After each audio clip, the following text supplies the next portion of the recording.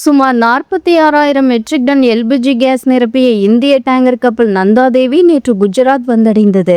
அதில் உள்ள LPG gas 2 தனி கப்பல்களுக்கு மாற்றப்பட்டு தமிழ்நாட்டுக்கு அனுப்பி வைக்கப்பட உள்ளன. கடந்த பிப்ரவரி 28ஆம் தேதி ஈரான் மீது அமெரிக்கா, இஸ்ரேல் தொடங்கிய கூட்டு தாக்குதல் போராக மாறியது. இதில் உலக நாடுகளுக்கு சரக்கு கப்பல் செல்லக்கூடிய ஹார்முஸ் ஜலசந்தியை ஈரான் முடக்கியது. மீறி செல்லும் கப்பல்கள் தாக்கப்படும் சூழலும் உள்ளது. இந்த சூழலில் மத்திய அரசு மேற்கொண்ட முயற்சியால் இந்திய கப்பல்கள் ஹார்முஸ் ஜலசந்தியை கடந்து செல்ல ஈரான் சிறப்பு அனுமதி கொடுத்தது. இதையடுத்து 40,000 மெட்ரிக் டன் எல்பிஜி கேஸ் நிரப்பிய ஷிவாலிக் என்ற டேங்கர் கப்பல் ஹார்முஸ் ஜலசந்தியை பத்திரமாக கடந்து நேற்று முன்தினம் குஜராத்தின் முந்த்ரா துறைமுகம் வந்து சேர்ந்தது. இந்த நிலையில் சுமார் 46,000 மெட்ரிக் டன் எல்பிஜி கேஸ் நிரப்பிய நந்தாதேவி என்ற மற்றொரு டேங்கர் கப்பல் ஹார்முஸ் ஜலசந்தியை கடந்து நேற்று அதிகாலையில் குஜராத் வந்து சேர்ந்தது.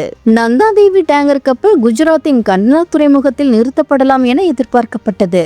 ஆனால் அதற்கு பதிலாக இக்கப்பல் வடினார் அருகில் நடுக்கடலில் நிறுத்தப்பட்டது. அதில் உள்ள எல்பிஜி கேஸ் MDBW பிரீஸ் மற்றும் MD ஜக் பிரதாப் ஆகிய 2 தனி கப்பல்களுக்கு மாற்றப்படும். அதன் பிறகு இரு கப்பல்களும் தமிழ்நாட்டுக்கு அனுப்பி வைக்கப்படும் என அதிகாரிகள் நேற்று தெரிவித்தனர். நாடு முழுவதும் சமையல் கேஸ் தட்டுப்பாடு நிலவும் சூழலில் 2 நாட்களில் 2 எல்பிஜி கப்பல்கள் இந்தியா வந்திருப்பது மிகப்பெரிய நிவாரணமாக இருக்கும் என எதிர்பார்க்கப்படுகிறது. தற்போது வளைகுடாவில் மொத்தம் 611 மாலுமிகளுடன் இந்திய குடியேற்றப்பட்ட 22 கப்பல்கள் உள்ளன. ஐக்கிய அரபு அமீரகத்தில் இருந்து சுமார் 81,000 டன் கச்சா எண்ணெயுடன் இந்திய குடியேற்றப்பட்ட ஜக்லக்கி எண்ணெய் கப்பலும் பாதுகாப்பாக இந்தியாவை நோக்கி பயணித்து வருவதாக தகவல்கள் வெளியாகியுள்ளது.